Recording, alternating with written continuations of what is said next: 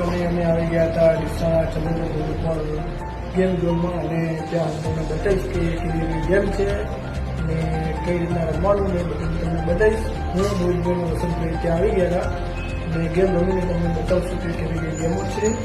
તો તમે ત્યાં જતા હો તો આગળ ઉતારી દો, હું તમને બતાવું.